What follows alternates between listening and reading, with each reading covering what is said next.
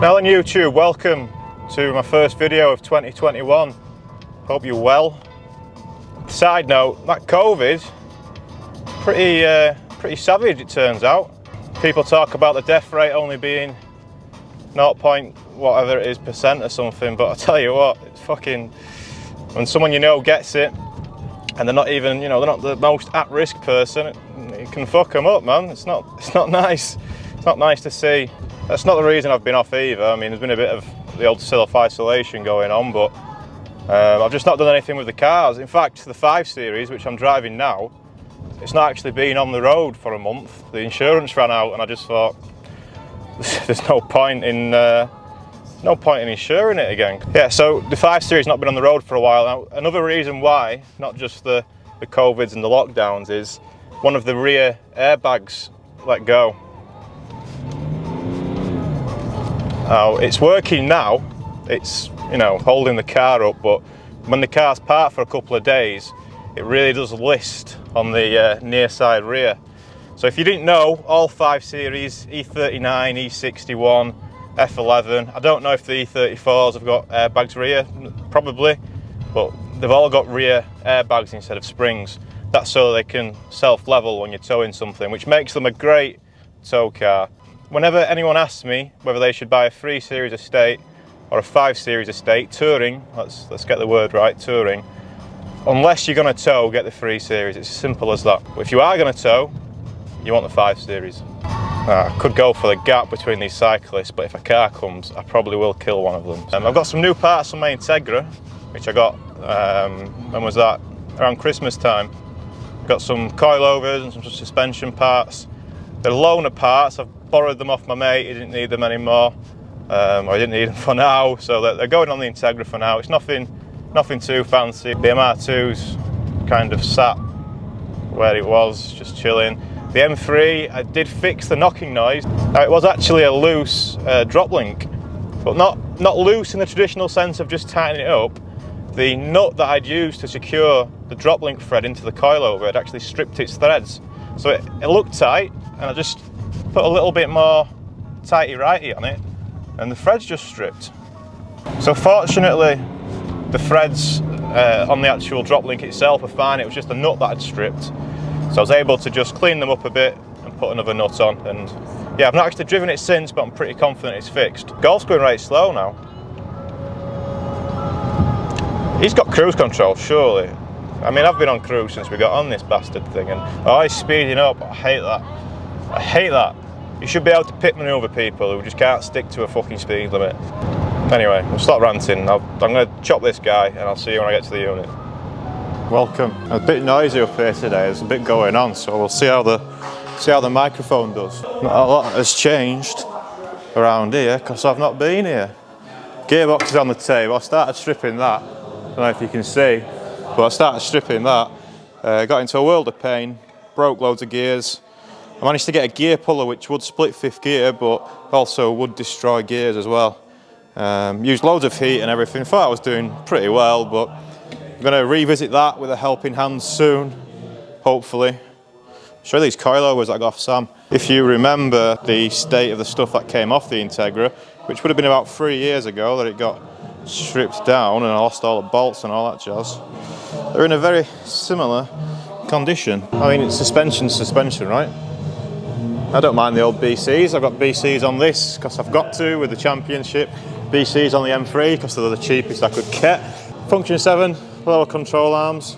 These aren't actually that old, It's just hard race gear in the UK, just don't last. And I mean, driving it on the road especially, just doesn't last. I can't remember if I've shown you these or not, but I got some new wheels for the Integra. Need a bit of a clean up and probably a paint, but they're, yeah, R33 GTR. Can't remember what material they're made out of, but they're not heavy for a 17.9. They're not too heavy. MR2 still filthy from the race at Donington. Haven't washed it. We'll need to move it, obviously, to get the bimmer out. Might be able to just roll it back, but might start it up and let it purr a little bit. Oh, she purrs. Right, we'll come back to this corner later on. try and get these airbags changed on the E61. I'm going to watch a quick YouTube video on how to do it first. I've not looked too much into it, but how hard can it be? Right, just before we start on the 5 Series, so it's only been parked here about 20 minutes maybe. I don't know if you can tell on the camera, but she's listing already, and it's this back left, near side rear. So it's the airbag here. Right, so she's up in the air, the big lass. Didn't end up removing the fuse for the, what do you call it, the air compressor. Now, the issue I had was I couldn't take the key out, I couldn't turn the ignition off without the car being in park. And I didn't want to put it in park because I was lifting it on a 2-post lift and, you know, dropping it back down. So what I did instead was disconnect the battery. So, you know, get 2 birds stoned, yeah, 1 joint and all that. It's absolutely filthy under here, chaps. Look at the dut on that. That's some dutty crap, that, isn't it? Absolutely filthy. And look at how piddly. Only one word for it is piddly. How piddly the rear anti-roll bar is. It's like 10 mil, 12 mil, 13 mil. It's tiny rear roll bar. The airbags are these things here. Now you could have an argument for saying that it might not be the airbags. It might be, you know, the compressor or a leak in one of the lines, which you're correct, it could be. But I did get an advisory for both my bags, and the tester did say, change these please. Right, we're into the meat of her now. Took this cover off and all is revealed. You have to bear with the focusing. There's the air compressor. Not the most stable thing, but it is on some rubber feet, and I guess it's, you know, it's going to be vibrating when it's pumping, isn't it? So I guess that's why they put it on rubber feet, and yeah, probably just a bit worn out maybe. But pretty standard looking air compressor. That has a line that comes out and goes into this little distribution box. And what I can't find is any way to relieve it of pressure other than slowly undoing them. So that's what we're gonna do. We're gonna slowly undo them. Don't worry about the rust. Oh. Right, you can hear the blue pipe coming off maybe. Now the red pipe, you can't get the spanner in anywhere. I can just get it on there, but I can't go up because of the wheel well here. Can't really get up this way because the blue pipe's in the way. So we'll let the blue pipe deflate, take it out all the way, and then take the red pipe out. But that was, once it come out a little bit, the only issue is when you're twisting it, this pipe's, because this is affixed to the valve, you know, the, what do you call it? Maybe you call it a valve. What we're turning, what are they called then? Fuck knows. The bit with the 10 miller on it.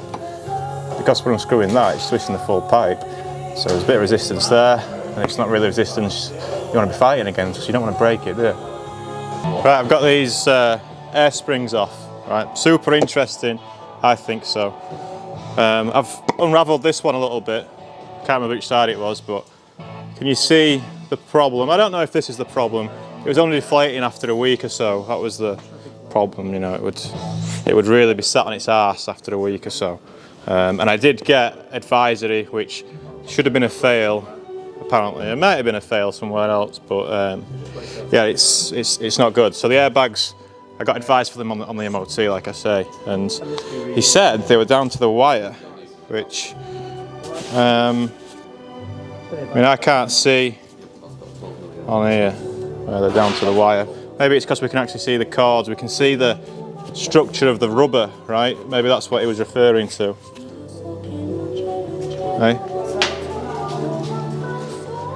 I don't know how this is sneaked into the playlist. George Michael.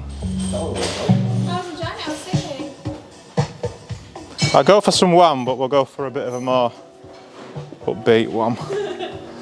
So yeah, these are the original ones. They're actually the original BMW ones. I can see the date at the top. So these are 16-year-old. So you know they've done all right. Done all right. Now the only issue, or the only thing that I'm concerned about, is they're quite different to the ones, the Dunlop ones that I've got to replace them. I don't know if it's just because they're old, but you see how they're quite swollen around here? Now, is that them stretching with age, or are they a different design to the Dunlop ones? I don't really know what's going on. So these are the original ones, right? And this is what the Dunlop one looks like fresh out of the box. So quite different. Now, is that because it's old and it's stretched out? The material, the surface is way different. Like, you've got this kind of textured rubber looking, normal rubber, whereas, like I say on here, you can see, you might not be able to see, you might be able to see some little, you can see like strains of what I imagine would be steel to, you know, in the rubber to make the airbag. I don't know. The Dunlop comes with some fresh fittings as well, which I'm not going to attempt to replace, but we'll put to one side to keep. As for getting these back in, it's going to be a little bit more difficult because, you know, I can't compress them by hand, and when I do, it goes sideways like that, which is not ideal, is it? So, what can I do? I'm going to try and get them in, stood up. I might have to. I really don't want to start undoing suspension. That's what I want to avoid doing. So, this man's going to be next YouTube star. I just want to be just like you, really. You don't want to do that. Why? You're my inspiration. Yeah. When did my sights get set so low? Yeah, you need to aim higher, boy. What are you doing today, Ed? What am I doing today? Yeah. Just mocking up some bits in the new engine. Oh, yeah. Yeah, she's got some zoom on her, hasn't she? Yeah, she's got a good zoom on her. Well, I managed to get the air springs in, but as you can see, they're pretty twisted, right? And I did think about taking the roll bar off and stuff to try and get the suspension a bit lower, but we'd have had this problem anyway when we raised it back up and connected it, right? So I'm not sure how these are going to inflate. You can see it's not, certainly not like the old ones, but I'll show you the other side. This side's perhaps a little bit better, and I mean, they're deflated airbags at the end of the day, right? So they're never going to look too pretty, but I'll certainly turn the compressor on, connect the battery up again before dropping the car down, just to get a bit of air in there, and then we can check, see what they look like, see if they inflate out. I've tried to make sure that they're straight, spring, they're not twisted. Obviously it looks like it's twisted because of being a little bit compressed, but just have to see how it inflates. Double checked the box and the part numbers, and it says E61, so this should be the right one.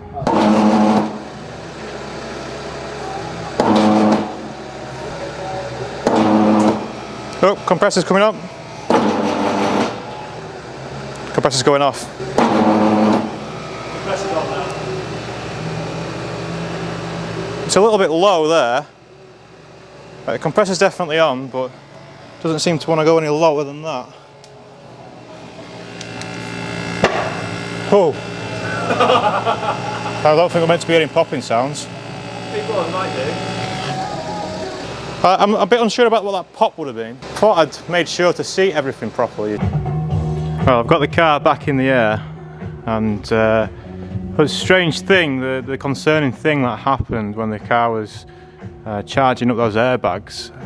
There's the odd pop noise, and it was more like a plastic snappy noise. So what I think's happened on this side is perhaps this wasn't aligned perfectly with the top strut. As it's inflated, it's tried to twist and eventually has overcome the force of the plastic could do.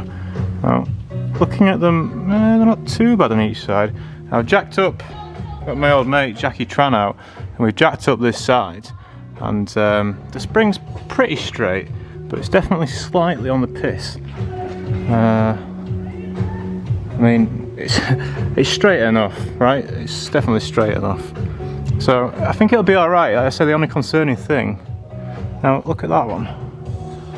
It's really hard for you to tell on camera, but they're not perfectly straight. But then I don't think this arm where they connect to at the base is completely straight there, especially when we're at full droop as well on the suspension.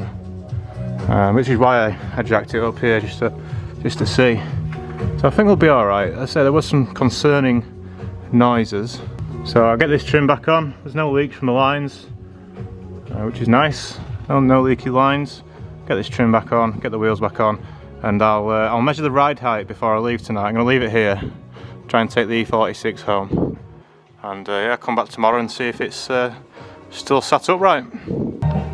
These are the Dunlop instructions. It definitely looks more like this than it does like this, so maybe I'm just fretting over nothing, being a bit cautious. I find myself unable to find a tape measure anywhere, so I can't actually measure where it's at. So I'm going to leave it here overnight and yeah, just see if it looks alright in the morning on the eye. Didn't get any more, that was weird. You can hear like a when you jump on that, that'd be like a bag pump or something going off. Hopefully that doesn't mean I've punctured one of the, I'm sure if I punched one of the bags when I was putting it in, that would be quite the task, considering how thick rubber they are. But yeah, I'm just gonna have to eyeball it tomorrow when I come back in. Give it a quick eyeball, see if it looks all right, make sure it's not sat on its arse in one place, and I think we're good to go. The ride height looks normal now. It didn't look so normal over there, but now it's driven out, it seems all right. Right, to conclude, let's get this out. The brakes were a bit stuck last time when I sorted out the drop links. I did both sides, changed those nuts. The car's already dirty, it's raining, I don't mind, it's already dirty. Maybe we'll wash it when we get back. But the car's not been ran for about 6-7 weeks now, so cold start, anyone? Well, it's got the standard exhaust back on it, apart from the back box. I put the cats back on, so it might not be a raspy bastard. Just connecting the batteries. It's filthy in here, Christ. Oh yeah, dunk. Am I going to hit the tripod though? I think I'm going to hit the tripod, I'll keep going. Ooh!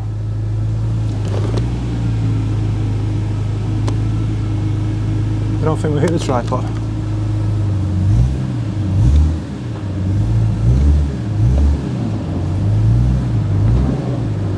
Brakes are very stuck on. Right, that just about concludes today's video. So, could have been a lot worse on the E61, the struggle could have been a lot realer. Bye to the MR2, bye to the Integra. Bye Josh.